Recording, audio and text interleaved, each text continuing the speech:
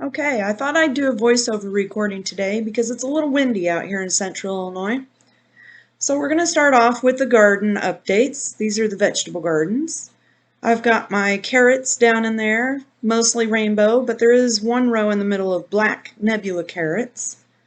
And it's panning over to the sugar snap peas. It got a little bit windy and stormy the last few days, so I had to tie them up a little bit. That's what those cloth strips are. But they're doing just fine. Then we're going to walk over to the other lower bed where the rest of the leafy greens are. Something, I imagine a mouse, has been attacking the blue curled Scotch kale. But I did replant a few, and you can see some sprouts coming up. I just put some rows in between the existing rows since they were pretty thin and sparse anyway.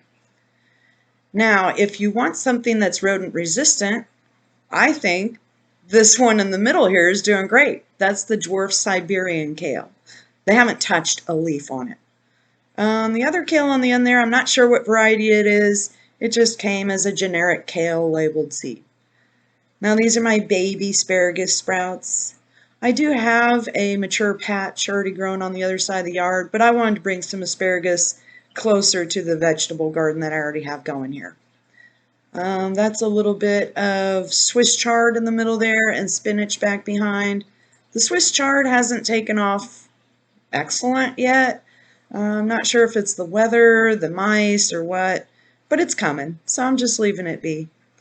Spinach, on the other hand, is just about ready to cut and start throwing on pizzas and whatnot. Hopefully salads once my salad garden, lettuce garden starts catching up. Now here's the lettuce garden. I got 4 varieties in there, 2 rows of iceberg at the beginning there, 2 rows of ruby red, my favorite, 2 rows of black-seeded Simpson. Now you can see in there, there's a couple of little spots that aren't doing so great.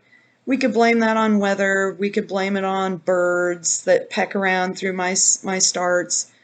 Regardless of what the reason is for those blank spots, and I'm not sure what that variety on the end is. Again, it was a generic lettuce seed. But those dead spots in there, regardless of what caused them, I went ahead and threw some more seeds in there just to kind of perk it up and fill in those rows. So here you see me scratching in a couple lines next to those dead spots. I didn't want to disturb the sprouts that were already there, so I just kind of went around them and sprinkled a few seeds in those spots here and there. It doesn't really matter. Lettuce will grow no matter where you throw it. You could throw it at a crack in your driveway, it will grow. So I threw some more lettuce seeds in there, smushed it into place. We've been getting plenty of rain the last couple days, and we're supposed to get more the next few days or week or so. So I'm not even going to bother watering these seeds to get them started. The soil's damp enough as it is. They'll be fine. The next thing I wanted to talk about was the peach tree. So as I showed you earlier, not quite a month ago, there it is, April 13th, we had quite a few blossoms on that peach tree for the first time. So I came back to check on it, excuse my dirty fingers from replanting seeds, and it looks like we may actually see some peach action this year. Now, the previous owners told us they hadn't seen any peaches the year before we moved in, and we didn't see any last year, so fingers crossed. Okay, that brings us to our berria. The berria is our berry area, and it's where we plant all our berries. So we started off with some raspberries and blackberries. We got 8 of each kind of plant last year. I'm just showing you the fence there. We did put fencing all the way around to keep the bunnies out. And then this year we have since added currants and blueberries. So in this first bed, I'm showing you some currants. We've got Blanca white currants. We got 2 of each, a white currant bush, and it's settling in pretty well. We got these as bare roots, the currants. So they, we just planted them, a couple weeks ago. I think I did a video. Maybe I didn't make a video on that. Anyway, a couple weeks ago we planted these, and they're already taking really well. You can see the leaves coming up on them. We mulched around them pretty well to keep all the grass and weeds down. The next one is a Cascade red currant. We also have 2 of these, and they were kind of slow to start, but they're taken now. You can see they're shooting up, sending up little new shoots and new little sprouts and buds and leaves. So they're happy. And we also got 2 of those, so here's the other Cascade red currant. We did get all these from Rain Tree Nursery. That's a local nursery near us if you're interested in getting your trees or berry bushes or any kind of starts from there. We highly recommend them. They're a little pricey, but everything comes in perfect condition, and you can see it's all taken real well to our ground. So we got 2 types of blueberries. You have to mix your blueberries to get them to actually produce fruit. So this is our first one. It's I missed the tag, but we'll show it on the second version of it. There's a Blue Ray, and I think the other one was supposed to be Blue Bell, but we had to substitute it for something else. So, okay, and I alternated them. This is the Blue Crop. Yeah, so that one must have been the Blue Ray. So we have 1 Blue Ray and then 1 Blue Crop, and you can see they're doing just fine. Got plenty of little flower heads and leaf sprouts. They're taken to the ground there, thank goodness. We didn't really prep the ground here. We just live in the middle of farm country. There's the other one. It's Blue Ray. So we have Blue Ray, Blue Crop, Blue Ray, and then there's another Blue Crop on the end.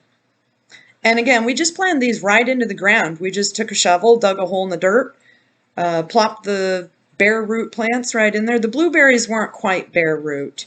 All 4 of these blueberries had a little bit of soil on the roots.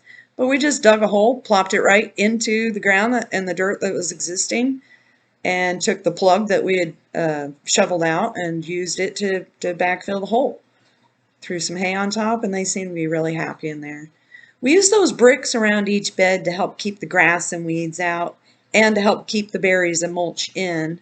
We use hay in the beds, and we use wood chip mulch for the footpaths, which we have a whole nother truckload of wood chip mulch coming sometime. These are the blueberries that we planted last year.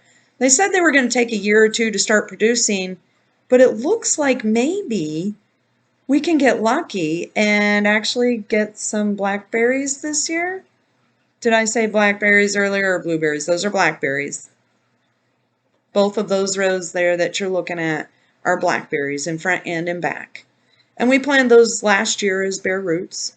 The middle bed in here is supposed to be cranberries, but they were not available this year. I guess there was a late frost that did the crop a doozy, so we didn't get cranberries in here this year.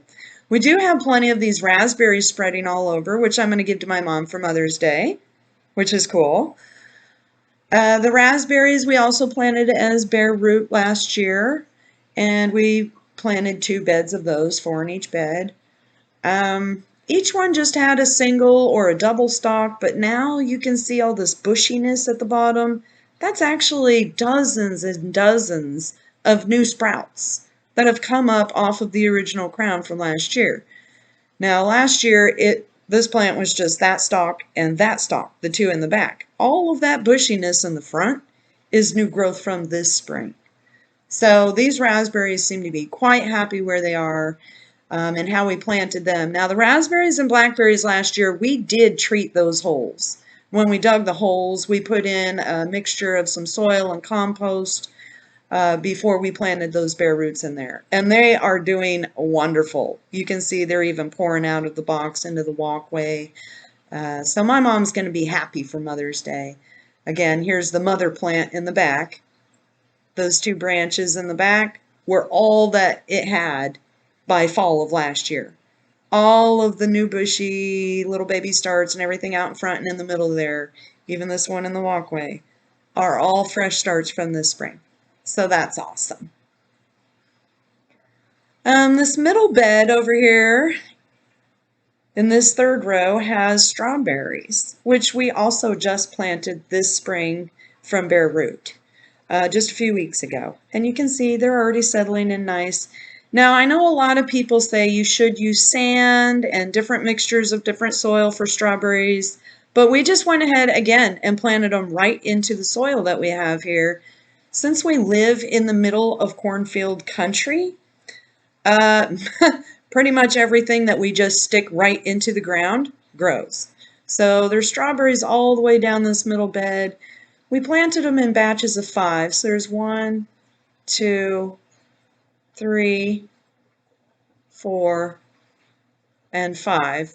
Kind of in the shape of the dots you might see on the side of a dice or a die. And we planted 5 of those 5 batches to make the 25 strawberries that we have. Again, this is the rest of the blackberries, the other bed that has the other 4. They did take quite a bit of bunny browsing over the winter before we had that fence up.